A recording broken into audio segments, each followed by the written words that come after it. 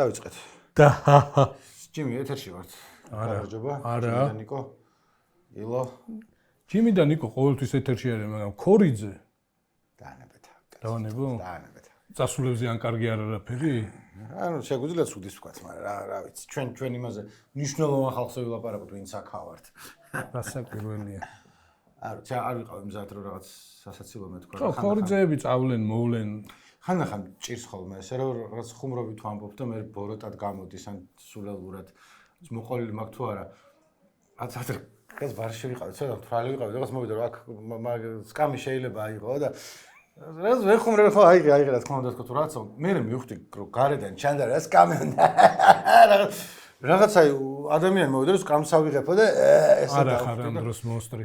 არა ვარ. თან მე გავაცნობიერე მე თვითონ, მაგრამ მე აღარ ვიცოდი რა მეკრო, ხوار მივიდოდი რომ ბოდიში სიცილით გითხარი სკამია, მოკლედ. და ის მე ის გეტყოდა რა ბოდიში ბიჭო და შენი ბოდიში. არა იყო გამბავი, მაგრამ ხანდახან ის თქმა უნდა რომ შეიძლება შენ გგონია რომ ხალისით და სიხარულით ამბობ რაღაცას და გარედან ვიღაც სხვა შეჩვენებოდეს რომ ავად მიმართა ვინმეს. როგორ ახარ ისა? პასკა იყიდე რაღაც რა ვითარება მაქვს. ჯერ არა ნიკო, ჯერ რა დროს პასკაა ნიკო რავი. ჯერ არა. ილო შენა? არა ხარ პასკის კაცი? კი და. ჯო პასკის კაცი როგორ არა ვარ, მაგრამ ჯერ ადრია. ფასები ნახეთ? არა. ანუ იცი რა არის ახლა იაფათაც იყიდი, მაგრამ ნორმალიზებული მე მიყვარს ანტრეს პასკა. ანუ არის ხოლმე უფრო იაფიანი ტკბილი ქვეყნის რაღაცები სახარჯად მაგებს ყიდულობ ხოლმე და ზოგი არის ძალიან რაღაც მორთული და ჩემთვის აი რა ჩვეულებრივი კაი პასკა ანტრეს იყო ხოლმე. ეხლა ვნახე და რა ღირს იცი რა 45 ლარი თუ რაღაც. განვადებითაც კი. აი მაგარი არ მინდა ხა ეგრე მაგარი ხუმრობა განვადები. ნიკო მძიმე პასკა არის? აი ის მე არ მიყვარს ეს ბულკივით პასკები, აი მძიმე დადგება. ჩვეულებრივი კარგი პასკა. ბებია ჩემი ვერიჩკა. მოყვები რომ რაღაცა რა კარგი იყო, მაგრამ აი პასკა კლასიკი არის ხოლმე, როგორც წესი მაგათი. ზოგს აქვს კიდე ზევიდან რომ ჩირები და ყველაფრით მოყვარს. არ არსებობს პასკა, რომელსაც ვერ შევჭა.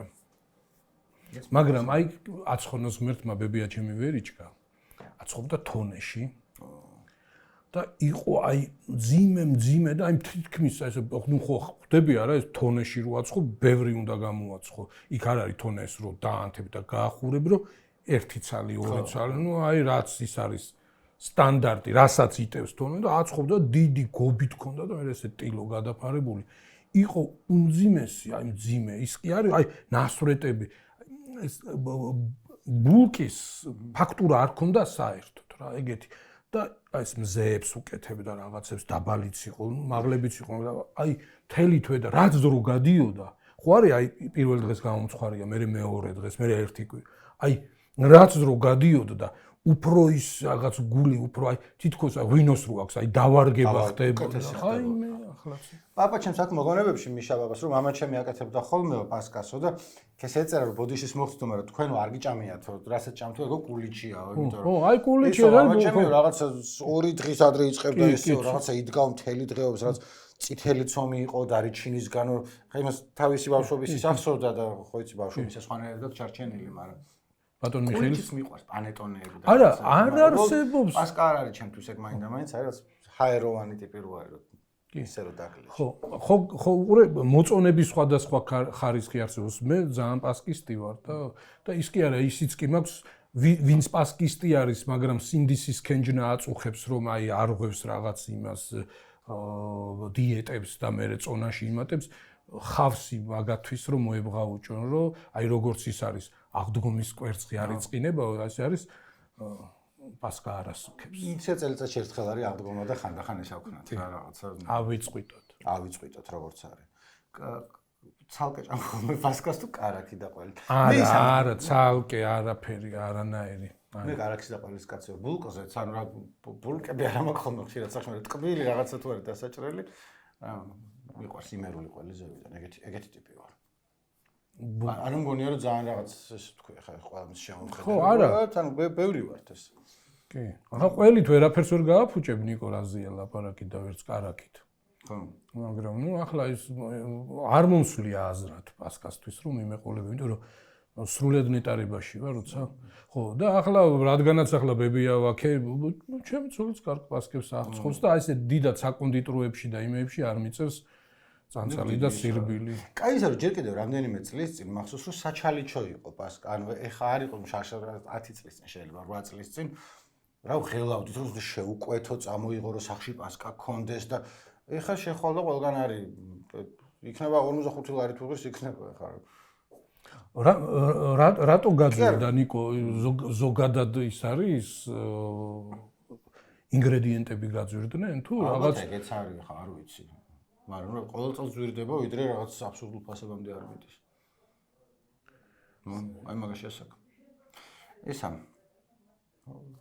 რამე საქმეც გადავიდე თუ შეგვიძლია კიდე კვერცხებზე წინა საღდგომო გადაცემა მაინც რაღაც კვირა უნდა გავყვეს და ახლა პარასკევს რო ვიყოთ ხო ტარხუნაზე ისაუბრეთ. ტარხუნაზე არაფერი მაქვს მე სათქმელი. ეგ სხვა ხომის ის არის. ნუ ტარხუნა არ არის ახლა ხო და კი გასაგებია რომ ჩაკაფული და რაღაცა მაგრამ ახლა ჩაკაფულის და ტარხუნის გარეშე რო ჩაიარო საღდგომო არ არის დიდი ტრაგედია. იცი რა წითელი ჩაკაფული ძალიან მიყვარს მაგრამ სახში არ ვაკეთებ ხოლმე არასდროს. და თქვა შეიძლება აღდგომა გავიდეს ისე რომ ორჯერ ჭამოსულ სადღაცა გარეთ ეხლა წელს ჭამე უკვე ჩაკაფული, მაგრამ ერთ სასადილოში ვჭამე და არ ვიცი რა მეთითვლება. ანუ უნივერსიტეტის სასადილოში ბატკნის და რამე ესეთი? არა, ხოსი იყო ალბათ თუ რა ვიცი. ხო, არა. ბატკნის არ იქნებოდა, მაგრამ ნუ ცუდი არ არის, ცუდი ჩაკაფულიც კაია ჩემი აზრით, მაგრამ საშუალო ჩაკაფული უკვე ძალიან კარგია და კარგი. კი, ო, კი. აი ეს ნაღდი ჩაკაფული, ანუ ტარხუნის გარეშე ვიცხოვრებ მთელი ცხოვრება, ანუ თუ ჩაკაფული ცალკე ტარხუნა არ მიყვარს. ლიმონადში უნდა იყოს ან იმაში. საჭმელად ნიკო თორე ახლა და სოკოში. ხო და რა რის თქმა მინდა? არა. მივხვდი რომ რაღაც ილო ისეს ისწყნარათ, იმიტომ რომ ოდნავ გვიან დავიწყეთ ჩაწერა, იმიტომ რომ ილომ თქვა რომ ცოტა შეჭამო და დავიწყეთ. კი არ გაიქცევოდა, კი არ შემოამატებს რაღაცას. რაც ალბათ შაურმა რა ჭამა ილო. შაურმა. ხო და რა რის თქმა მინდა?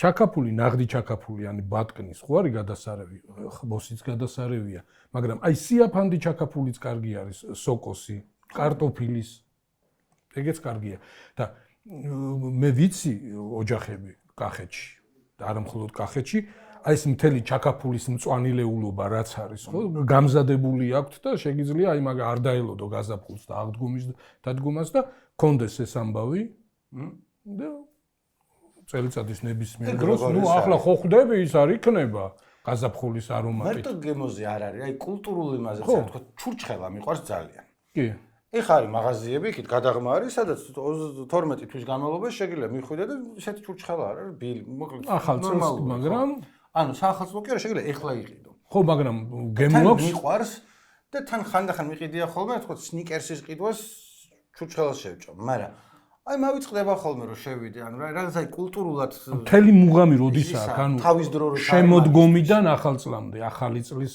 რას? ჩურჩხელას. როცა თავისი დროა, ხო. აქ შემოდის ახლა ესეთი ძველი გახუნებული ის ანეკდოტი ის რო ჭამს კახილს რო შილაფლავს აჭმევენ და უკმაყოფილო რო არის. რატო არის უკმაყოფილო? აი მკვდრის გარეშე სხვა გემ. აი კამდე მივედით. არის ეგ, იმიტომ რომ წანდილი, კორკოტი, ანუ მაგას კოლიო, არ ვიცი ზუსტად რა განსხვავებაა მაგათ შორის, ანუ არის. მე ჩემთვის სამი ანუ დაეთანხმე. აი მოკლედ მიყვარს კორკოტია თუ კოლიოა თუ წანდილია სხვადასხვა მხარეებში სხვადასხვა რამეს ეძახიან ხოლმე ზოგი არის ცოტა ესეთი ზოგი მოკლედ აი ეს ხორბალი თაფლი და ნიგოზი და კიშმიში და ასე შემდეგ ყბილი რომელიც არის ხო ერთი პერიოდი მაღაზიაში იყიდებოდა ანუ რაც ესე პატარა ხაჭოს მაგვარ ქილაში იყო ვიყიდე არა უშავდა მაგრამ როგორ უნდა ჭამო იმის გან ვინ ჭამს კორკოტს იმის გარეშე რომ რაღაცა შენ მოგიკვდი ეგეთი ვარიანტი არა ხო კი ისე რა არის იცი რადგანაც უფრაზე ვტრიალებთ ძანში აი კახური კერძებიდან ყველა ჯვარი წერია და აღდგომაა და რაღაც ნათელში ამყოფოს და ის მაგრამ აი ახლა ბიჭოს ქელეხის ისინი კერძები უფრო ის არის სერიოზული და რაღაც ისეთი არა აი ხაშლამა ბოზბაში შილა რაღაცეები ხაწილი ხაჭაპური რაღაც ეგეთი ის არასერიოზული შემწვარი გოჭი მწვადი. ამასაც მაგრამ მოშიებია. ჩემთვის არის ხაშლამა არის კიდე ერთ-ერთი ტოპ კერძი ქართული, რომელიც არის თუ არიცი როგორ გააკეთო, გამოგევა მოხარშული ხორცი. მე მაგალითად საჭმლის კეთება მიყვარს. ხინკალი არ გამიკეთებია. ხაშლამა არის უზურპატორი და დაუმსახურებლად არის იქ მწვერვალზე. არა დაუმსახურებლად. არა, სრულიად სხვა რაღაცა და ვისაც არ უყვარს, ეგ არ ესმის რაში ასა. ალქიმია რა. აი ნახე, ხინკალი არ გამიკეთებია არასდროს. YouTube-ზე რო რეცეპტი ვნახო, გავაკეთებ, ანუ გემრიელი იქნება და კარგი თქვა არ ამბობ პირველ, მეორე და მესამე ჯერზე, მაგრამ რო შეხედა ვიტყვი რომ ხინკალია. ცუდი, მაგრამ ხინკალი. ხაშლამას ვერ გავაკეთებ. ანუ გამოვა მოხარშული ხორცი. გემრიელი შეიძლება იყოს. ალბათ უფრო გემრიელი იქნება ის მოხარშული ხორცი, ვიდრე პირველი მოხეული ხინკალი, მაგრამ ხაშლამა არ იქნება. ხო, არა, ხაშლამა არ გეუბნები. ეს არ ქონდა დაგეგმილი, ამაზე გოლაპარაკა. ეს ნაჭერი თანთალებდა, ხო, ეგეთი? უნდა თანთალებს. ჩვენთან არ თქვა იმერეთში ეგრე რომ არ ვიცი საიდან არის შემოსული. ხო, გადმოიღებ თეფსზე ნიკო, ხო, 1, 5, 10 წუთი არ უნდა ჩერდებოდეს. მე ჩემ მეგობარი ოთარი მიყვებოდა რომ ბაბუა მასწავლა ისეთი კახელები არიან. ბაბუამ დაისვა და ასწავლა ეგეთი რაღაცა რომ სუფრაზე ხაშლამას რო ჩამოატარებენო. აი ესეთ სიტუაციებში შეგხვდება აუცილებლად ცხოვრებაში რომ ხელს მოკიდებო ნაჭერსო და უცებ დაინახა უკეთესო გვერდზე. რა უნდა ქნა ამ დროს? აგდებ და ყურზე ხელს ეკიდებ, რომ ვითომ დაგეწვა. ხო. და მე ახალს იღებ, რომელიც უკეთესი დაინახა. ხო. და მე ოთარი ასევე მიყვებოდა რომ როგორ ევოლუცია განხორციელდა სუფრებზე, საიდან მოქონდათ ხაშლამა და როგორ ამ ჯერ ერთი თავიდან ჩაატარებდნენ და ბოლოს ჩავიდნენ, მე ორი მხრიდან ესე მოდის, ვინსად უნდა იჯდეს და მოკლედ შუაში თუ ხარ იჭყლიტები ყველა. ამისთვის ცოდნა არის რაც ტრადიციული იმაში, ეხლა ალბათ რამდენიმე მოაქვს და აღარ. ამ გზების ცოდნა არის აუცილებელი რომ არ დარჩე მშიერი და ან მშიერი არა, მაგრამ გულდაწყვეტილი. შედარებით ცუდი ნაჭერი რო არ შეხვდეს. ხო. აღდგომის კვერცხზეც ვილაპარაკოთ ნიკო. ვილაპარაკე. გიჭიდავია კვერცხით ის გივლია ვინ აჯობებს და რაღაც ეგეთი ჩემპიონი კვერცხით და რაღაც ბავშვობაში ახლა ვიცი რომ არ დადიხარ ჩავსულ ვარ ეხა და ეხა სახში ჩაგიკირია კვერცხი არ მახსოვს მაგრამ დომებია ჩვენ ჩემპიონი კვერცხი მქონოდა ჩილო შენ მქონია რაღაცა ეს ხის კვერცხით ალბათ ხის კვერცხით არა ნახდი და ვინახავდი მას უთხრდებოდი ანუ დამუშავებული იყო თუ არა ჩვეულებრივი მაგრამ შიგნით რაღაც ხო ზოგი ხება ხოლმე მე არ ჩეთრებდი. ხო, ჩემს ბავშვობაში ესე დადიოდნენ ეზოდან ეზოში ტიპები თავისი შეღებილი კვერცხებით, ვისი ვინ მაგარი იყო და ვისიც გატყდებოდა, ის თმობდა კვერცხს და დაქონდათ ეს დიდი ცელოფნის ის აგროვებდნენ და ეგეთი და იყო ეგა ჩაკირულებიც. ჩაკირული აღა მქონდა მცდელობები, მაგრამ როგორი რაღაცაა, იცი ეს ჩაკირული მაინც მჟღავდება, იმიტომ რომ ისე ვერ გააკეთებ, რომ ვერავინ მიხვდეს. ესეთი იყო, ესე იგი, გახვრეტდნი, იმას გამოიღებდი, შიგთავსი რაც არის და შიგნი ასხავდნენ. რავი, ერთი ვერსიით გამდნარი შაქარი, რაღაც ეგეთები, მაგრამ ხო, ესეთი წარმატებულად ჩაკირული არ მინახავს. ციცრის კვერცხები დაქონდათ, მაგრამ ძლიერია, სქელი პატარაა და მაგრამ იმდენად ის არის თვალშისაცემია, რომ ისა არავინ ურტყავს და დააგაქე შენი ციცრის კვერცხი და ხარ გახსოვს, ადრე ცოტა ხანი იყო და არ ვიცი რა ბედი ეწია, საქართველოში იყო სირაქლემების ფერმა. კი, მე ვარ ნამყოფი სირაქლემის ფერმაში. ფერმაში არ ვარ ნამყოფი, მაგრამ სირაქლემის კვერცხი იყიდებოდა და ლორი სირაქლემის. ხო. და ერთი პერიოდი იყო მაღაზიათა ქსელი პატრიოტი ერქვა, სადაც იყიდებოდა მხოლოდ ქართული პროდუქცია, სადაც ლაპარაკავთ 20 წლის წინ. 2000-იანების დასაწყისში. პატრიოტი რატო ქართული სირაქლემები იყო? არა, მარტო ქართული პროდუქცია იყო შეგ. სირაქლემაც ქართულია. სირაქლემაც ქართული იყო და კოკოლაც იყო, იმიტომ რომ სირაქლემები თავის დროზე სირაქლემები აქედან წავიდნენ. ეგ არის კი. ასე მოხარშული კვერცხი გიყვარს? უბრალოდ აკლევები წავიდნენ და სირაქლემები. მოხარშული კვერცხი გიყვარს? კი. აკლევები. რითი ჭამხოლმე, მე როგორც ეს მარილს ვაყრე და მაიონეზის კაცი ვარ, მე ბევრი მას მიშვება და პასკასაც ვატან ხოლმე, მაგრამ ბოლო რამდენიმე წელია ცოტა შეიძლება იმას შვები, არა პატრიოტული გავხდი, მაგრამ სოიოს соуსი ვხდება ხოლმე ძალიან ჩემი აზრით. და სოიოს соуს სულ მაქვს სახლში, იმიტომ რომ ჩინური სამზარეულო მიყვარს. არა, ნიკო, მოგენიჭა დიდოსტატის ტიტული. შენგან ვისწავლე, რომ შემდეგ თემაზე გადავსულიყავით და բայց соуსი მართლა მაქვს ხოლმე ორნაირი, ანუ ორნაირი იმიტომ მაქვს, რომ ერთს ყიდულობ ჩვეულებრივს და მეორე dark soy sauce ვიყიდე ადრე და 2 წელია მაქვს, იმიტომ რომ უფრო ბლანტი არის, ნაკლებად მარილიან მოკლედ რა. რასე გამახსენდა ჩინური და რასე გამახსენდა ჩინური? იცი რა არის, შენ აღარ დაგაძალებს არავინ და არ მგონია რომ ისეთი გარემო შეიქმნას ნიკო, რომ ჩინური მოგთხოვონ. ან მეც და აი ილოს, პატარა ილოს, აქ ორი ილო გყავს. პატარა ილოს მოუწევს ჩინური სწავლა. იმიტომ რომ თავის გატანა იქნება შეუძლებელი. ან რაზე ალაპარაკი, რომ ესეთი ინიციატივით გამოვიდა სახელმწიფო, რომ მეორე ენა სკოლებში იყოს ჩინური. ხო, ასარჩევათო. ანუ ეხლა ესე არის, რომ შეგიძლია არჩევან ინგლისური, გერმანული, ზოგან ფრანგულია, ზოგან არ არის, ვისაც როგორ და რუსული ისევ არის მე. ზოგან რუსულია, ზოგან არ არის, ვისაც როგორ აქვს საშუალება. და დღის განმავლობაში იყო გლიცინი ამასთან დაკავშირებით, რომ რა ჩინური ენა როგორც მეორე. შენ რას ფიქრობ ამასთან დაკავშირებით? რას ფიქრობ და? მაგრამ მოდი დავუყოთ ეს ორ საკითხად. ერთი თეორიულად, პრინციპულად როგორი მიდგომა გაქვს და მე უკვე პრაქტიკულად აქ ცუდი თვითონ ჩინური ენის სწავლაში და ჩინური კულტურის ზიარებაში რასაკვირველია არაფერი არ არის, ხო? უზარმაზარი კულტურა, უზარმაზარი. ძალიან საჭირო და კარგი არის და ეს ცოდნა არ იქნება ისეთი აი ეგზოტიკური, რომ არაფერში გამომადგება, უბრალოდ აი კარგია, რომ ვიცი და რაღაცა. გამოგადგება ბევრ ამაში გამოიყენება. ცუდი უბრალოდ ის არის, რომ ეს ხდება ისეთი კონტექსტით შემოთავაზება, რომ რაღაცნაირად აი სანაცვლო, ანუ პოლიტიკური სივრცის ჩანაცვლების იმას გავს ძალიან მცდელობას, რომ აი დასავლეთთან რაღაც გაგვიფუჭდა ურთიერთობა, გაგვიცრუეს იმედები, ხელისუფლების პოზიციიდან ლაპარაკობ და აგერ არის ალტერნატივა. ხო ხვდები, ანუ პოლიტიკურ გარემოს სივრცეს დასავლურს ვანაცვლებთ ჩინურით და აღმოსავლურით. ახლა ერთსაც ვიტყვი. ხო, კულტურა, ენა, გადასარევი, ყველაფერი, მაგრამ პოლიტიკური მოწყობა, ადამიანის უფლებების დაცვა, რის გამოც არის მომხიბლავი და მისაღები ჩემთვის დასავლეთი და დასავლური კულტურა და ცივილიზაცია, საერთოდ აქ არის აი ბოლო იმაზე, ხო? ადამიანის უფლებები, მრავალპარტიულობა, რავი, პოლიტიკური მოწყობა თვითონ ხო, ერთპარტიულობა წარმოუდგენელი არის. ხო და ძალიან გავს ამ ამბავს, რომ რაღაცნაირად ვდისტანცირებით დასავლეთიდან და აგერ ახლა ისე ხო არ დავრჩებით არც იქით, არც აქეთ და აი ეს არის ალტერნატივა. რაც არის ძალიან ცუდი თუ ასე არის, თორე რაზეა ლაპარაკი? კიდე უარესი ის არის, რომ რაღაც მოკლედ ცოტა გზლად დავიწყებ მას, რომ პირველი მგონია, რომ კარგია კი არ არის ჩინური ენა, რომ იყოს საჭირო არის და აუცილებელია, იმიტომ რომ რაც დრო გადის, იმის და მიუხედავად პოლიტიკური მოწყობა ვის როგორ აქვს, გამოსადეგი იქნება. ვინ ზოლო ჩინური უფრო გამოიყენო ვიდრე ფრანგული. არ ვიცი, შეიძლება ფრანგული გამოიყენო, შეიძლება. რატომაც არა. ეგრე თურქულიც რო იყოს, არ იქნება ცუდი, იმიტომ რომ მეზობლები არიან, დიდი ქვეყანაა და ბევრ რაღაცას შეიძლება გამოგადგეს. მაგრამ უკვე ბევრი წელია ეს ხელისუფლება რაღაცას ისე ამბობს ხოლმე, რომელიც არ ვიცი, პიარისთვის ქვია თუ სილამაზისთვის თუ რა, აი თქვათ ერთ-ერთი ინიციატივა იყო, რომ სკოლებში შემოიღონ ჭადრაკის სწავლება. რომელიც იდეაში რა არის ცუდი, ხო, ისწავლონ ბავშვებმა ჭადრაკი. ხო და თან ესეთი რა. ჩემი შვილი უმცროსი სანდრო სწორედ იმას აკის იყო, როდესაც მოუწია სკოლაში ჭადრაკის გაკვეთილები და ანუ შეხვედრები რო ქონდა ხოლმე მასწავლებლებთან, ჭადრაკის მასწავლებელსაც შევხვდი, რომ თქვენ ჩვენ დაგვევალო, რომ სულები უნდა ასწავლო და მეტი არაფერი, იმიტომ რომ ის პირველკლასელები და მეორე კლასელები რო არიან, ანუ ის პირველი კლასი იყო თუ მეორე.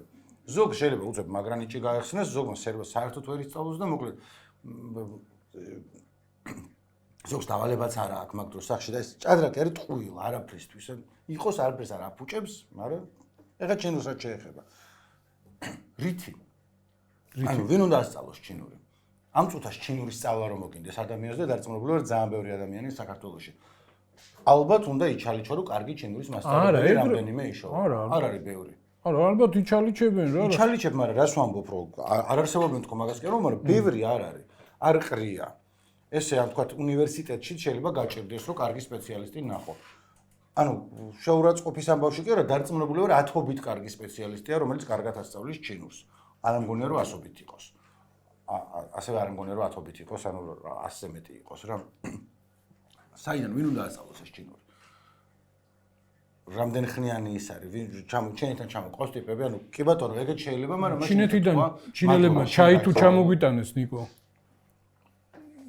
აუ როგორ აი დიდმა ილომ გამოიჩინა საოცარი ჰუმანურობა, ადამიანურობა, წყალი მოგვაწოდა და ირემს წყალი დაუსხა, ირემს რა უწოდა?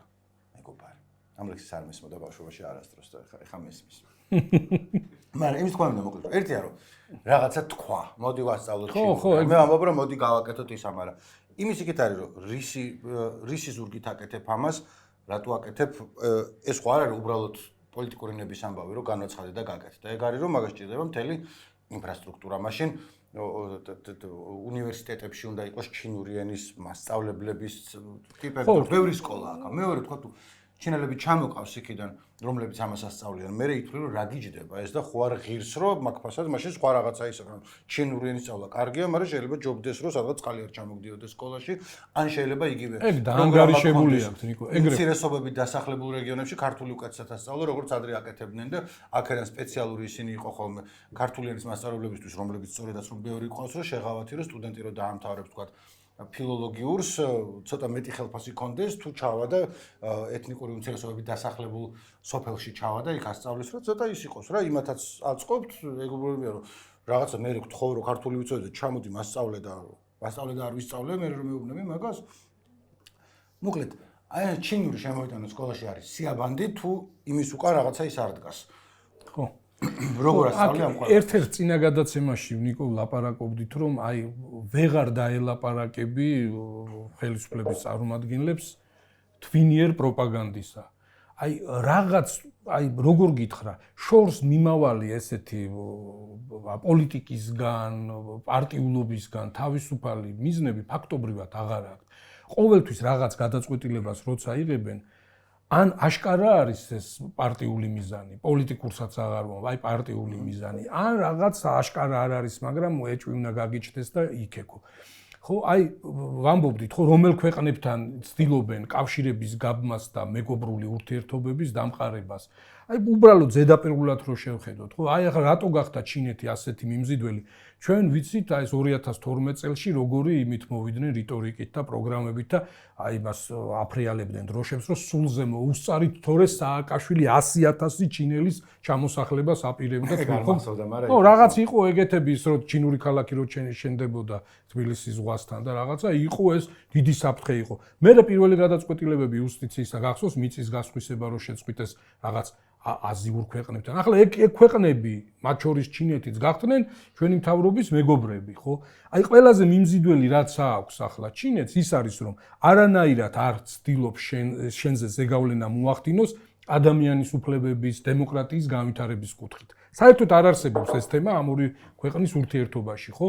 არანაირი პრობლემა არ აქვს ერთპარტიული ამასობაში შეიცვალა ვითარება ისე რომ ამერიკა ცდილობს ზეწოლა მოახდინოს სხვა ქვეყნებზე, რომ ამ ქვეყნებში ადამიანის უფლებების მდგომარეობა გაუარესდეს.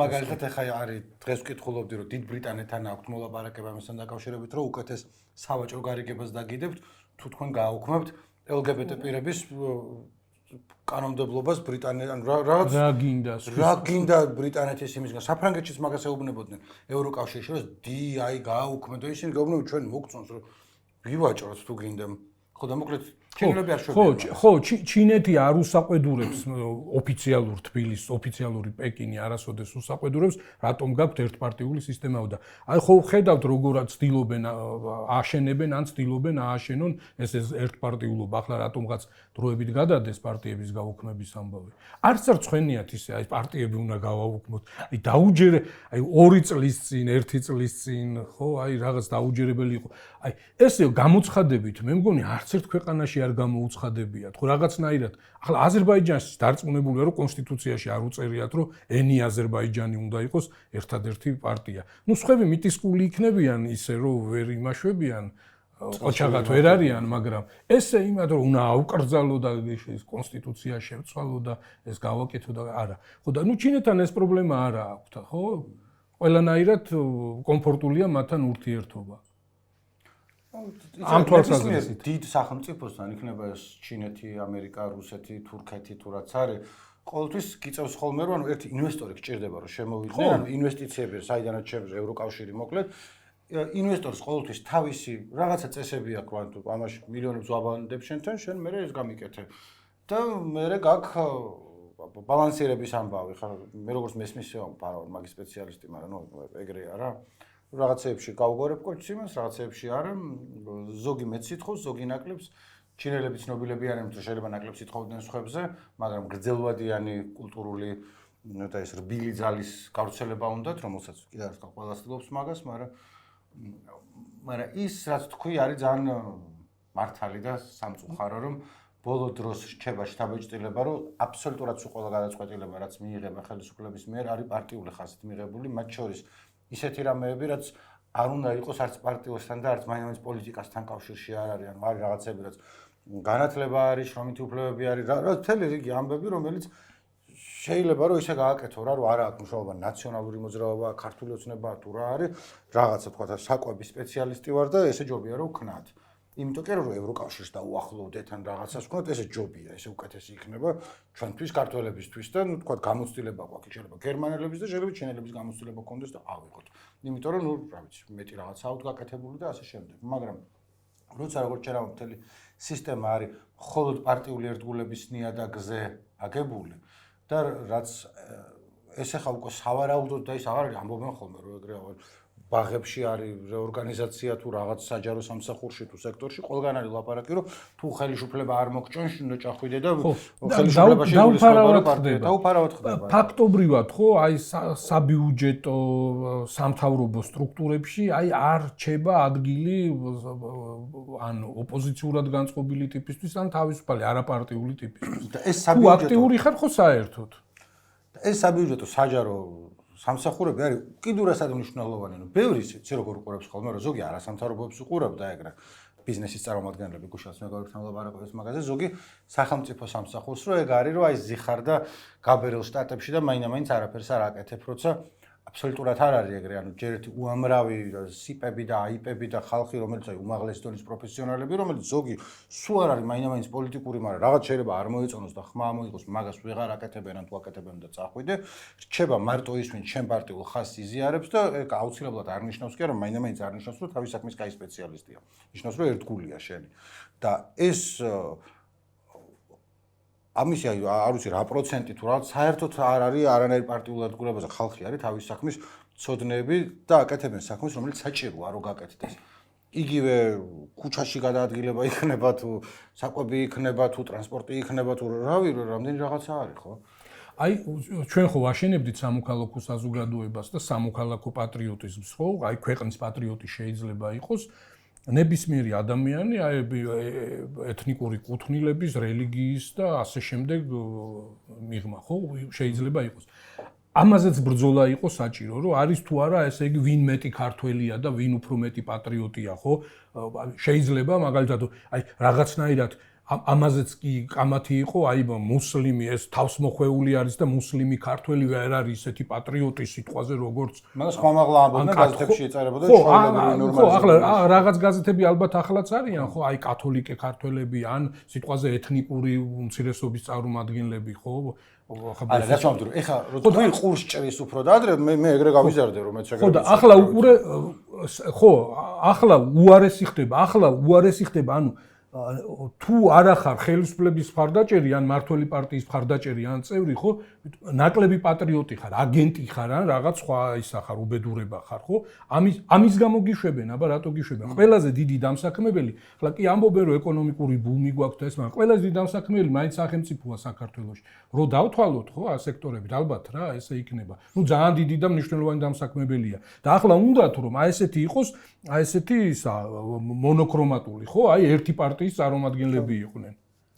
ან ეს ბაყაყივით გრილი რო არ მაინტერესებს არაფერი რა ხდება აგერ გვერდზე რაღაც უბედურება ხდება მაგრამ შენ ითარჩუნებ ნეიტრალობას და ადრე მაქვს ბლოგიც მაქვს დაწერილი და აკაკი ბაქრაძეს აქვს კარგი წერილები ამაზე კულტურის პარტიულობას რა მოაქვს კულტურის და სხვადასხვა დარგების ახლა კულტურაზე შეიძლება გადავიდეთ ისე მიყვავს საუბარი რომ ხო ამას არაფერი არ მოაქვს კარგი არაფერი მნიშვნელოვანი რომელიც მე გაღვივდება და რაღაც შთამომავლობას დარჩება და კიდე გაიზრდება არაფერი არ გამოვა ამ პარტიულობისგან ხო ანუ ეგ პირველ რიგში კლავს რაც აქ მანამდეც ვლაპარაკეთ იმ სფეროებს რაც არის სამიზნეში ამოღებული ეს არის კულტურა მეცნიერება განათლება აი სადაც პირდაპირ აი ჟანგბადივით არის ეს თავისუფლება აი ცეცხლს რო ვერ დაანთებ ჟანგბადობაში გინდა შეშა კონდეს გინდა ნავთი კონდეს გინდა ქვანახშირი კონდეს თუ არ იქნა ჟანგბადი აი ესე არის თავისუფლება თავისუფლების გარეშე აი მოყავთ რომ აი ტოტალიტარულ სახელმწიფოებში სისტემებში რეჟიმების დროს რაღაც კარგი ტექსტები დაწერილა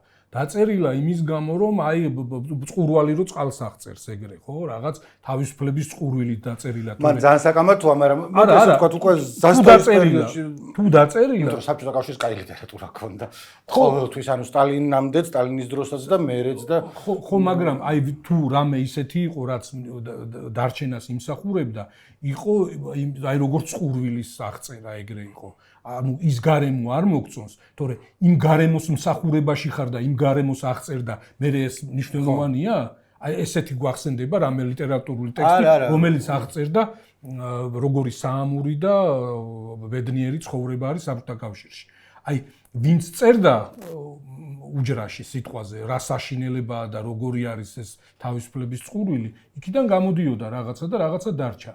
აი ის შენ ვიცი მოგწონს ის ოსტატი და მარგარიტა, ხო, ბულგაკოვიც, ხო ვერ დაბეჭდა ტიპმა. დაწერა სრულად იმაში საბჭოთა პერიოდში, მაგრამ ვერ გამოაქვეყნა, ხო? მაგრამ 12-ის გამოაქვეყნა. ხო. და ოპროსკერპი, რომელიც ანუ არ ვადარებ ერთმანეთს, ხა ერთი უფრო დიდი ლიტერატურაა ვიდრე მეორე, მაგრამ ორივე ძალიან კრიტიკულია იმდროინდელი გარშემო ვითარების მიერ. კი, მაგრამ უყურე პარტიის ხაზიდან ხო გადახვევაა რაღაცნაირად აიტანა. ისე რა, ანუ მანდი იყო რომ მან ეხლა ძალიან დეტალებში წავედით. სტალინს უყვარდა ლიტერატურა და თვითონ წერალთა კავშირი, მოკლედ, მაშინ იყო მათრახით ადგენს სულ ყველას რომ უნდა წეროთ, თქვენ ახართ ისინი წინა პლანზე რევოლუციის მარტო მამებლური არ უნდა წეროთ თუ ანუ ტიპებს უტრაკებდნენ იმის გამო რომ შენ ახლა ძალიან ვარდისფერ სურათებში გაგდახატული და პრობლემებზე არ უნდა ილაპარაკო და ხალხი იყო მუდამ შიში და იმაში რომ ერთი მხრივ პრობლემებზე უნდა ილაპარაკო, მეორე მხრივ ცოტაზე მეტად ილაპარაკე პრობლემაში და შეიძლება გაჩნია რომელი წელია კისერი წაგაგდო. ხო, მაგრამ ერთადერთი ოფიციალური ლიტერატურა იყო სოციალიზმი, ხო? აი სოციალიზმის შედევრი, რომელიც არა აი იმის გამო წაიკითხავს, ან იმის გამო შეისწავლეს ვიღაცა, რომ მიიღოს ესთეტიური სიამოვნება, ან რაღაც ესეთი და არა როგორც იმ ეპოქის სურათი. ხო, იმიტომ რომ იგივე ბულგაკოვის სტალინს პირადად მიმოწერა ჰქონდათ, რაღაცა ის ჰქონდათ, რაღაცა ტოქსიკური ურთიერთობა ერთმანეთთან. აი ის რო არის ის პიესა ტინი ტურბინე. ხო, აი გაქვს რაღაც ის კიევში რო ხდება და ის ბელაეგვარძია რაც არის მე. აი ეგ გაქვს ერთი, რავი 20 ჯერ თუ 25 ჯერ არის სპექტაკლზე ნამყოფი. ნუ, რომელიც თეთრგვარდიელებზეა და მაინდა-მაინც ის არ არის. რაღაც, არ ვიცი. მან მაგაზე მოკლედ ტომებია დაწერილი ჩვენზე ჩვენს ყოველთვის ჩემზე უფრო ჭკვიან ხალხის მიერ ჯიმიზე ჭკვიანები არ იყვნენ ისინი. როგორ არა. მაგრამ ეგ არის რომ ეხა რასაც ებრძვიან, არის ყველანაირი კულტურის მოსპო. სოციალიზმიც არ არის, რა არის? არის რაღაც რომ იგივე მეც ისტორიაში და ხელოვნებაცოდნეობაში და რაღაცებში ვარ ხომ რომ აღმოაჩენენ რა კარგები ვართ ქართველები. რომ ეგ არის მარტო მთელი მეცნიერება. დრო აი თქვათ ახალი რაღაცა მარგალიტი ამოვქეკეთ რომ დავით აღმაშენებელი რა კარგი ყოფილა რომელიც კი ბატონო მაგრამ ახალი რა გაიგე აქედან ხო ანუ ნებისმიერი კულტურა იქნება თუ მეცნიერება იქნება ხირებული რაც არის ახალი თუ არის ნიშნავს რომ ცოტა წინასეწინააღმდეგება რაღაცა ახალი გაიგე რაღაცა ის რაც რაღაცა დაწერე რაც მანამდე არ იყო და არა ხო მესმის წინადება ვეღარ დავამთავრე და მე რო ვცდილობდი რომ ბოლოში გავსულიყავი და არ გამომივიდა მესმის რასაც ამბობ აი მე რაზე მტკივა გული რომ აი უყურე როგორი რაღაცა არის თვითონ გზა არის არასწორი დამღუპელი არჩეული რასაც არ ამბობდნენ 2 წლის წინ 3 წლის წინ ვიდრე არ გაუჩნდებოდა ძალაუფლების შენარჩუნების პრობლემა აი ახლა ყველაფერი მოქმედებს ყველა გადაწყვეტილებას იღებენ ამ ლოგიკიდან ხო როგორ დაეხმარება თუ არა ძალაუფლების შენარჩუნებაში აი თითიდან გამოწოვილი არის აი ეს აუცილებლობა იმის რომ აკონტროლო რაღაც სახელმწიფო სივრცეები აკონტროლო სიტყვაზე მწერალთა სახლის თავმჯდომარე იყოს შენი ერთგული ან შენი თანაპარტიელი ამა თუ იმ თეატრში იყოს შენი ერთგული აი ეს და ასე შემდეგ ხო აი რაღაც სახელმწიფო კავშირები ხო არიან ყველგან გინდა რომ იყოს შენიანი ნებისმიერ საბიუჯეტო ორგანიზაციაში იყოს შენიანი ხო არანაირი ამის აუცილებლობა არ იქნებოდა რომ არა ეს სურვილი რომ დარჩეს მუდმივად ხელისუფლებაში. შენ ამას აღიქვავ ინსტრუმენტად. ხო ამისთვის შეიქმნა მთელი ეს ნარატივები რომ გარედან გვებწვის deep state-ი რაღაც გლობალური ომის პარტია რომელსაც შიგნით ყავს მოკავშირეები. აი ახლა რომ დაუწყო კამათი რომ აი როგორ შეიძლება აი აბსურდი რაღაცა რომ როგორ შეიძლება რომელიღაც ოპოზიციური პარტიის წარმომადგენელი, რომელიც არის აი ამ და ამ დეპარტამენტის თანამშრომელი, შეიძლება თლათ პირველი პირი არა, მაგრამ შუალედურ გოლში, რომელიც დადის მიტინგებზე, მაგრამ თავის საქმეს ასრულებს, აი როგორ შეიძლება დაასაბუთო, რომ აი ეს არის აქედან გასაგდები.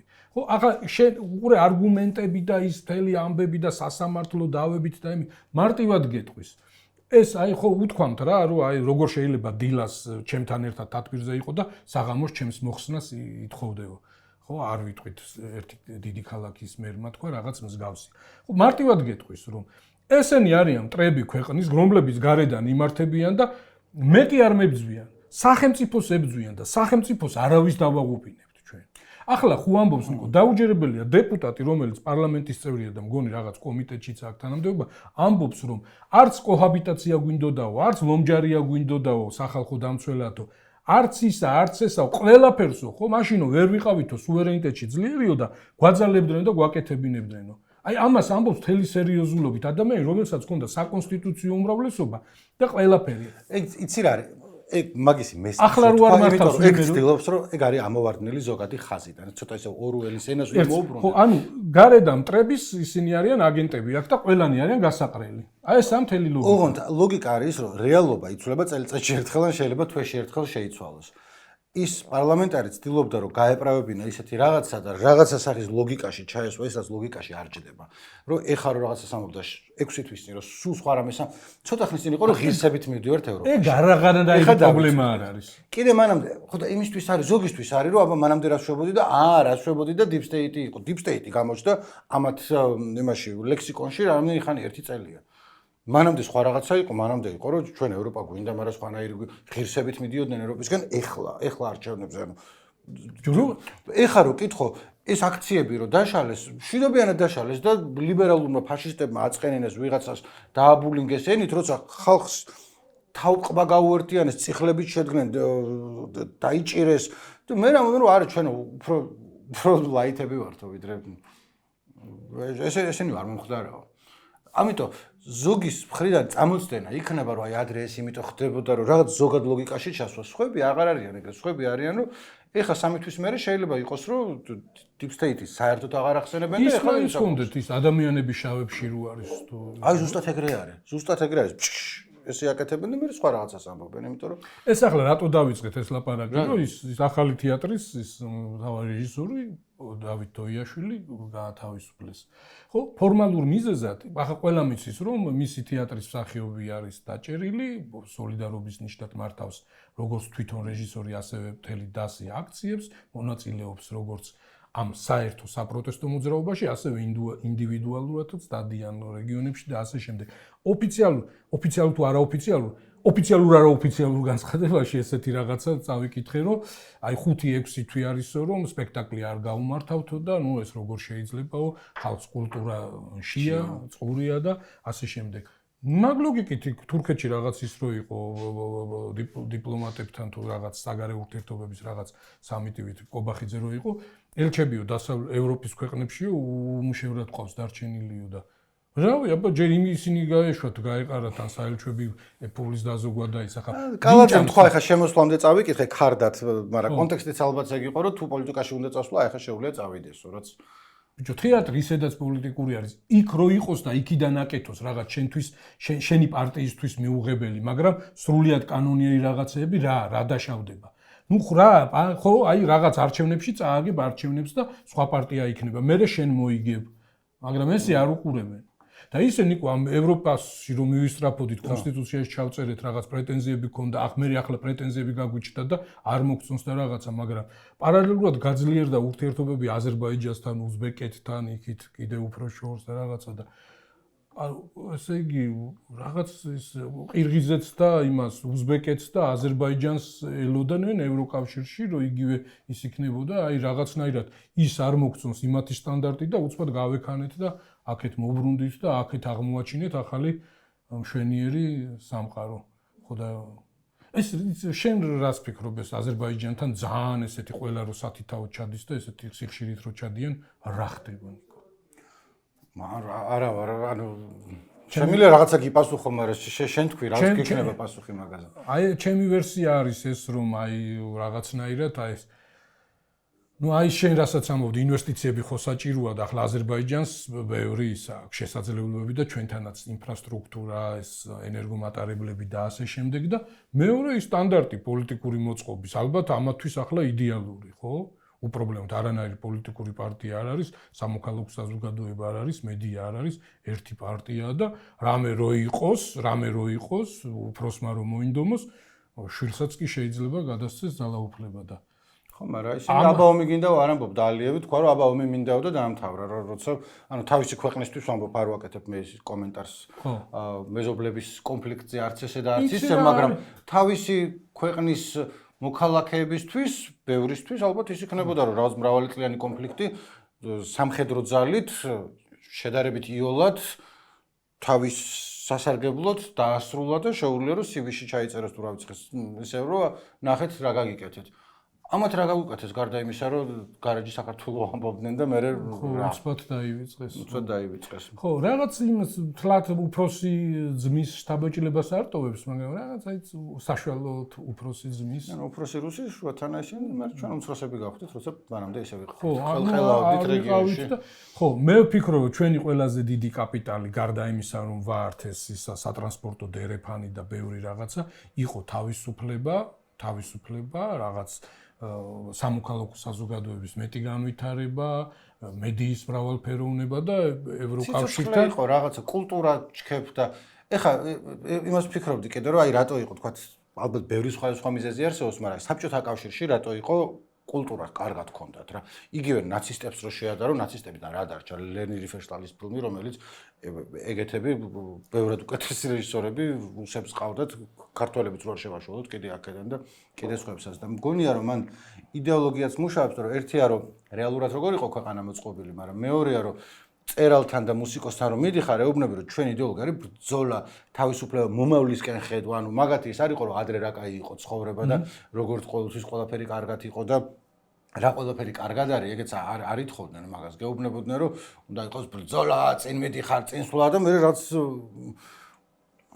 ანუ იდეოლოგია შველის მაგას, რომელიც ახლა გაწერილი როცა გაქვს, ბევრი რაღაცა ეს კომუნისტების რო წაიკითხო, ითქვა რომ რა სილამაზია, მეგობრობა, რაღაცა თავისუფლება, მე საქმეში რასაკეთებენ სხვა რაღაცა იყო და აქ იდეოლოგია არის ესეთი რომ ადრე კარგები ვიყავით და ყოველთვის ყველაფერი კარგი იყო და თუ ვიღაცას რამე არ მოწონს აგენტია, იმიტომ რომ საქართველოს არ უყვარს თუ რა. ხო, არა, ეხლა ილია ჭავჭავაძე რო წაიკითხო მაგიმითი, იტყვი რომ ეს კაცი არის აგენტი, ლიბერალი, ბურთივით მრგვალი, რომელსაც თავისიერი არ უყვარს, იმიტომ რომ პირში უზრახავს მაშინვე, როგორც კი დაინახავს, მოყვას პირში უზრახავს და მე დაწერს ხან ესეც ხან რა უნდა, ანუ რა არ მოეწონა, მრავალ ხო შეეძლო რომ დავით აღმაშენებელზე დაეწერა ილია ჭავჭავაძეს და არა ლუარ საფთათქარიძეზე. ხო შეეძლო რომ დაეწერა რომ იქ არჩობელაზე, მოკლედ კი მესმის. კი ბატონო. ხო, ამათ ერთადერთი წარსულში ხინჯი აქვს ეს სისხლიანი 9 წელი. მანამდე თითქოს იყო ყველაფერი აწყობილი და დიდი საქართველო და რაღაცნაირად მე გადავიდა რელსებიდან. ეგ უახლესი ისტორია ყოველ 6 თვეში ერთხელ იცვლება ხოლმე. ცოტა ხნით ადრე იყო, რაც ვიცოდი და რაც თვითონ ამბობდნენ და ყველა არავინ არ უარყოფდა რომ ბიძინა ივანიშვილი იყო სისხლიანი 9 წლის ერთ-ერთი მთავარი დამფინანსებელი, რომელიც თავად ბიძინა ივანიშვილს უთქვამს რომ პატრონს ფულს ეკაძლევდა, მერე გაუფუჭდა ურთიერთობა მიშას ხელისუფლებასთან და სხვადასხვა ვერსიებია თუ რატო მიშას ხალხი ამბობს რომ რაღაცა გთხოვა და არ გაუკეთეთო, მანამდე უკეთებდითო და მერე მეტის მეტი მოითხოვა, ეს ამბობს რომ უკმაყოფილო იყო ადამიანის უფლებების მდგომარეობით. ანუ თქვათ რომ ორი ვერსია, არ ვიცი რომელია და როგორ არის ასე შემდეგ, მაგრამ ის რომ უშუალოდ ერთ-ერთი არქიტექტორი იყო ამ ყველაფრის ბიზნესში, თვითონ ამბობდა, რა ვიცი. ტრაბახობდა ამით. მე აღმოჩნდა, რომ კოლექტიური ნაცმოძრაობაში იგულისხმება ყველა ადამიანი, მათ შორის ის ხალხი, ვინც სისხლიანი 9 წლის განმავლობაში ხელისუფლებაში არ ყოფილა. მათ შორის ისინი, ვინც აქტიურ ოპოზიციაში იყვნენ და პირადად თავის კეთილდღეობას წინ. იმიტომ რომ ეს ვითომ ოპოზიციაში იყვნენ, სინამდვილეში ეს როლი ჰქონდათ იმისთვის, რომ რაღაცის წარმოეჩინათ ნიკო. რომელიც ან კოალიცია რო ქონდა ქართულ ოცნებას deep state-მა და deep state-ი არც ქონდათ მაშინ გაგონილი. deep state-ი შეგზავნილი იყო, უბრალოდ მაშინ წინააღმდეგობას ვერ უწევდნენ. ხო. მე ეგენი იცვლება ისე. ეხლა ერთი თვის მე რაღაცა სიტყვიან და ეგრე არის და ეგრე არის. რაც ზევით რო ხარ ალბათ უფრო ადვილია მაგითი ჟონგლიორობა. არ ვიცი, ყობახიძე თვითონ იგონებს ამებს, თუ როცა ქართულ ბანკიდან ვიღაცა ურეკავს და ეუბნება რა უნდა ილაპარაკოს თუ კიდევ ერთხელ ყოველჯერ როცა deep state-ზე არის ლაპარაკი, deep state-ი არის სხვადასხვა ქვეყანაში ზოგან არსებობს, ზოგან არ არსებობს, მაგრამ კონცეპტუალურად მაინც არის, როდესაც ქვეყანას მართავს ის ხალხი, ვინც არავის არ აურჩევია ქვეყნის სამართავად, რომლებიც არიან არა ვთქვათ პრემიერ-მინისტრი, არა პარლამენტის თავმჯდომარე, არამედ ვიღაც სხვა ტიპები, რომლებიც რეალურად იღებენ გადაწყვეტილებებს და ესენი არიან ერთგვარი მარიონეტები, რომელიც ხის აზრს ახმოვანებენ. რაც ეხლა თუ რავი გაგახსენდათ რამე საქართველოზე, მე პირადად მიჩნდება ასოციაციები, რომ საქართველოს deep state-ი მართავს და როცა ამბობენ, რომ გახარია გადავაყენეთ და მე ზარი გაისმა deep state-დან, ანუ ეგ ზარი ალბათ ქართულ შენობიდან გაისმა, იმიტომ რომ ვის უჯერებდნენ კიდე სხვას. ხო, ძალიან მაზალია რა იმ ზიამაღლობელსაც რომ დანაშაულს რომ უმძიმებენ, რომ დავალებითო დაურეკავ deep state-დან, აბა ვინ დარეკავდა. აი რა. დაურეკა რომ სილა გააწანი იმ ტიპსო. ნიკო, აბსურდში რა როგორი რაღაც არის? აი, როდესაც ოპოზიციაზე ან ოპონენტზე არის ლაპარაკი, აი როგორი მოუზომავები არიან, ხო? ყველაფერი deep state-ი, გლობალური ომის პარტია, მტერი აგენტი, ავი შპიონი, რაც არ უნდა იყოს. ნაცენჯო ხროვას ამბობენ ხოლმე დღეს თავდი და ცოტა ხან GDS-ზე გავაჩერე და GDS-ი არა, და პოსტივი. GDS არა აქვს საერთოდ. არა, პოსტივი გულისხმენ. ხო. GDS-ი რა არის? GDS ის არის. GDS არის სერვერში, სერიალები გადის, ხო, არა, პოსტივი იყო ნამდვილად.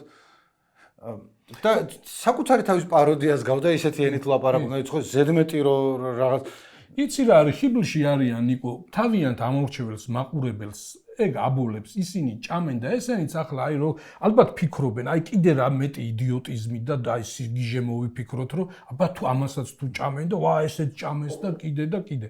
რას გეუბნები? აი სრულიად მოდუნებულები არიან, სრულიად თავისუფლად რასაც უნდათ იმას წამოაძახებენ და დაუძახებენ ოპონენტებს.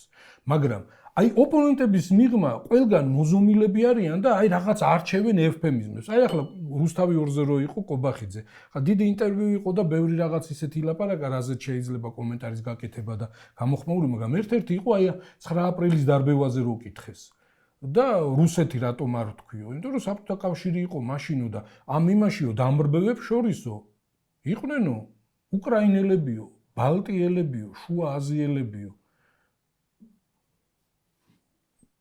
აი რო თქვა რომ სიტყვაზე რუსეთი იყო და უყურე ეთნიკური შემადგენლობა რა მნიშვნელობა აქვს ვინ იყო როდესაც რუსეთის ინტერესებით მოქმედებდა რუსეთის ჯარი საბჭოთა კავშირი იყო რუსეთის სახელმწიფო აი ახლა შეიძლება არანაირი კავშირი არ აქვს მაგრამ აი ეს ნიკოლაი ცისკარიძე რო არის ის დიდი თეატრის ის სამხატვრო ხელმძღვანელი ბალერონი და ის ყვებოდა იხსენებდა როგორ დადიოდა გასტროლებზე პატარა ბიჭი რო იყო და რო ეკითხებოდნენ ვინ ახარ რო ამბობდა რომ ქართველი ვარ და აი და ქართველი თუ რუსიო და არა რუსი როგორ ვიქნებიო რუსის სისხლი საერთოდ არ მირევიაო 75% ქართველი ვარ ცოტა ებრაული სისხლი და რაღაცას რუსის საერთოდ არაო და ნუ ყველაფერი მე მეუბნებოდნენ გიჟი ხო არ ახარო რუსული ბალეტი რუსული ესე იყო საბჭოთა კავშირი იყო ახლა ჩვენს დასაბოლებლად იქ ვიღაცების ისა თვალის ასახვევად ან ის ოჯახია ებიჭო გვენგრევა ოჯახი მოიგონე რამე რომ მრავალ ეთნიკური, მრავალეროვანი სახელმწიფო იყო, კონსტიტუცია ჰქონდა და ფორმალურად გასვლა შეგვეძლო, მაგრამ გარედან ყველა აღიქვებოდა ეს ერთ რუსეთად. და ასედაც იყო. ის ჯარიც რომელმაც დაგვარბია, ხო, რომ გავიხსენოთ. შენ არ ვიცი მოესწარი 23 თებერვლის აღნიშვნას, რო აღნიშნავდნენ იყო ისა წითელი არმიისა და საზღვაო ფლოტის დღე და კაცებს რაღაცებს ჩუქნიდნენ. ის 1918 წლის 23 თებერვლას შეიქმნა წითელი არმია, რომელიც იყო მთელი მეორე მსოფლიო ომის დამთავრებამდე. 46 წელში ამ წითელ არმიას, რომელიც იყო რუსეთის საბჭოთა ფედერაციულ რესპუბლიკაში შექმნილი და რუსეთის არმია, რუსეთის წითელი არმია. მერე გადაერქვა და დაერქვა საბჭოთა არმია. არსით ხო, ანუ და მთელი სამართალმემკვიდრე როგორც საბჭოთა კავშირის გახდა რუსეთი, ასევე იყო ეს ჯარით საბჭოთა, ხო. მოქმედებდა სტალინიც ქართველი იყო, ბერიაც ქართველი იყო, მაგრამ საბჭოთა კავშირი მაშინ საქართველოს ინტერესებით მოქმედებდა რუსეთის ინტერესებით. აი ეს ამდენი რამე იცი, მაინც ფიქრობა ეს რომ სიზუსტე დაიცვა რომ იმ იმაში სამხედრო ნაწილში, რომელმაც 9 აპრილს აქ სისხლიანის მოაწყო, ხო, სასაკლაო, ხო? იქ ვინმე ხუარერია თეორიულად შეიძლებოდა ყოფილიყო უკრაინელი, სომეხი რაღაც. ხო, მაგრამ ჯარი იყო რუსეთის ჯარი, იდგა რუსული ჩექმა აქ, ხო, რუსთაველზე მაშინ და აი აქაც კი საჭიროდ თulis რომ რაღაც ევფემიზმები და რაღაც ინდახედულობა და სიზუსტე, მაგრამ როდესაც შენზე და ჩემზეა ლაპარაკი, შენზე და ვიღაცა თუ არის ლიტველი თუ არის, მაშინვე დედისგინე ლიეტუველი, დედისგინებაზე გადადიან და შეურაცხყოფაზე. კომენტარები წავიკითხოთ და ეკავართ. ნატალია წერს, რომ ჯიმი რა საინტერესო მოსაუბრეა, კარგი ეპიზოდი გამოვიდა. ხედავ? აი, ვინი ფიქრებდა? შორენაც ამბობს, რომ ჯიმი ფორმაშია, თან რაც მაგარია ყოველთვის რაღაცას მოყვება. რაც არ ვიცოდი, ირემი რომ კარგად ცურავს. მეც არ ვიცოდი ეგა. თქვენ ჯიმი უნდა ნახოთ როგორ ცურავს. მამუკა გაბაიწეძეს გოგი მაგარიაო, გვახარიაზე ლაპარაკი, კაცმა ჟიმავა მოიგონაო, რაც ბევრი ვერ მიხვდება რა იგულის ხმება, მაგრამ გოგიმდე ვეგეტატიურად მრავლდებოდით ქართველი. არა, გოგი იყო ერთ-ერთი პირველი, ვინც ანუ შენ რო ვიცი მათ უხსნი კაცო, ვინც უცხოური ფილმების ქართულად თარგმნა დაიწყო და ტელევიზორში ჩვენება. და ნუ ქართულად სექსუალური აქტის აღწერით ცოტა ყურს სხვანაირად ხდება ხოლმე და ამიტომ ეგ რაღაცა ფაკ რაღაცები რო იყო ხოლმე, საჭირო იყო რომ თან აზრი შეგენარჩუნებინა და თან ნუ თქვათ ტყოც რო არ ყოფილიყო და ამიტომ ჟმ-ჟმ-ს იყენებდნენ ხოლმე, რომელიც უფრო კეთილხმოვანია და უფრო ნაკლებად ასე რომ ხო არ ვიცი რომელიც სიტყვა მან მოიგონა, მაგრამ მან დანერგა ფართეთ. ჯიმის სტენდაპი მოხოდეო, ბაჩო პაიჭაძაკ წერს. ახლა იცი რომ დაგხურავენ მე ბევრი რამე მოხოდვა მომიწევს. ან ჩვენ მოვხოდავენ, ან ჩვენ მოვხოდავთ. მეგრელები გაიგებენ ნიკო. ხო, შენგან ვიცი ეგ მეც. იცი რა არის ადრე იმის გამო რომ მე მეგრული ვიცი, აი ეს ჩვენმა უმცროსმა მეგობრებმა რო დაიწყეს ამ სიტყვის ხმარება, ხო? მე ვერ ვეგუებოდი და ჩემს ყურს ხვდებოდა სხვანაირად, უცნაურად, უხეშად. ხო, ესე იგი ეს ახალ თაობაში ეს არის რუსული იმიდან, ხო, შემოსული და ნუ მე ეგრევე ამ სიტყვაზე ეგრევე მეგრული მერთვებოდა. იცით მეგრული რა არის? მეგრულად არის ის ზმნა, რომელიც გოგი მერე ჟიმაობად გადათარგმნა. ხოდი, მოიხოდეო რაუბნები. ვიღაცა ჯიმით ცოტა ის მეგრული ის ერთვება, რომ მოიხოდე, რას მეუბნები. ხო. წინაზე ჯიმი ლაპარაკობდა, რომ ქართული ოცნებისთვის საკრალური თარიღებიო ის არ არისო, რაც და არტემისია წერს, რომ ქართული ოცნების საკრალური თარიღი არის 17 მაისი, ჰომოფობიასთან ბრძოლის დღეო. რაც არის მაგაში რაღაცა. ოკეი. აი მახლა მაგ 17 მაისი გამახსენდა, გუშინ გავაკეთე იმის გამო, რომ რუსეთს აქვს საშინელი დემოგრაფიული ვითარება, ყველანაირად ცდილობენ, რომ რაღაცნაირად ის გამოასწორონ ეს. აი წარმოუდგენელი გიჟური ინიციატივები აქვს და რამის აი სკოლის ბავშვს, რამის კი არა, ეგრეა. სათაური ესეთი ერთ-ერთი მასალის ესეთი იყო, რაჟაც პოსლე უროკავ. ანუ იმშობიაროს გაკვეთილების შემდეგ. ანუ ყველანაირად, იცი თუ დაფეხმძიმდება სიტყვაზე სკოლის მოსწავლე, ხო? ფულადი დახმარება და რაღაც შემწეობა და უთანაბრები. ეგ ომამდეც იყო, მაგათ აი ცალკე რაღაც სერიოზ მართლა პერვერსიული ისინი აქვს, რომ პიონერთა თუ რა ვიცი, რა ქვია, ბანაკებს საწყობდნენ ახალგაზრდულებს, სადაც რაღაცა შალი შარვალი უნდა გეცვას, რომ თბილად კონდეს გენიტალიები და მერთან პრეზერვატივები აკრძალულია იქ, რომ ოღონდ აი ხელს გიწყობენ რა, რომ იქ რაღაც აღამოწი წახვედი იქ, რომ ახალი პატარა რუსი ბიჭები და გოგოები გაჩნდნენ, რომ მე წავიდნენ იბრძოლონ. ერთ-ერთი თანამდებობის პირის ინიციატივა არის ესეთი, რომ აი რომანტიკა არ არისო, აი სკოლებშიო დისკოტეკები უნდა აღვადგინოთო, რომ რაღაც ესეთი იყოს. ხშირად უნდა გაუშვათო ეს მოსწავლეებიო ექსკურსიებზე და ტურისტულ და რაღაც მსგავს ლაშქრობებზეო და პარალელურადო შობლებსო ასევე ხელი უნდა შეუწყოთო, რომ აი სერტიფიკატები მიუცეთ კაფეებში, რესტორნებში რაღაც, რომ ის რაღაცით საინტერესო ამბით დასრულდეს საღამო. ხო და აქვთ ეს დემოგრაფიული პრობლემები მთელი რიგი მიზეზების გამო, ხო და მათ შორის ერთ-ერთი მნიშვნელოვანი ახლა არის ომი.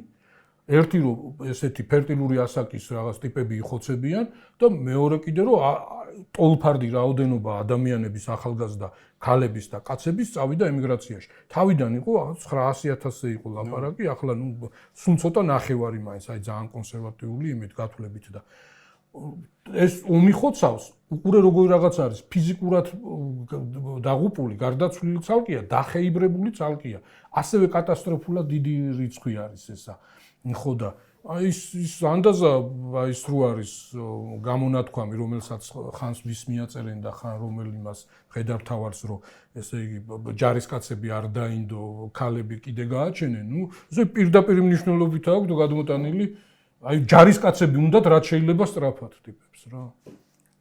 და ბოლოსაც წავიკითხავ და ეგ იქნება რომ წინაზე იმასაც ვთქვა. რასო? გაგაწყვეტინე. არა კაცო, მე კომენტარს ვკითხულობ და მე შენ შთაგონება გეძლევა რომ კომენტარი გააკეთო კომენტარზე. წინაზე ვილაპარაკეთ რომ ასაკია, მაგრამ ასაკის აღქმა რო იცვლება და მაიამი ქადაგწევს ვაჟა ფშაველა რამდენი წლის გარდაიცვალა, იცი? ეგ მე ვიცი, ვაჟასიც მიფიქრე. გამოიცანე. 53, სამ ახალგაზრდა კაცი იყო. და მაიაკ წერს რომ სულ მეგონა რომ ღრმად მოხუცებული იყო გარდაცვალებისას, იმიტომ რომ მეც ახლა ფოტოებზე რომ მახსოვს რა ბებერი იყო რა და 53-ის ახლა ახალგაზრდა. ხო, ვაჟა ხო ცოტა შორს იყო, საუკუნის წინ იყო ხო რომ გარდაიცვალა და აი სერგო ზაქარიაძე ეროსი მანჯგალაძე ეგენიც ეგეთი ასაკის 70-ის არც ერთი არ იყო. არა ხო, ანუ ახალგაზრდაა რა. დუმბაძეც კი. მაესე ასეთ ოპტიმისტურ ნოტაზე დაგემშვიდობებით. მადლობა ვინც გვიყურებთ ხოლმე, დაგვიტოვეთ კომენტარები. და შევხვდებით. არ ჩაკიროთ კვერცხები, სამართლიან ბრძოლაში ჩაუმტრიეთ მოყვას კვერცხი.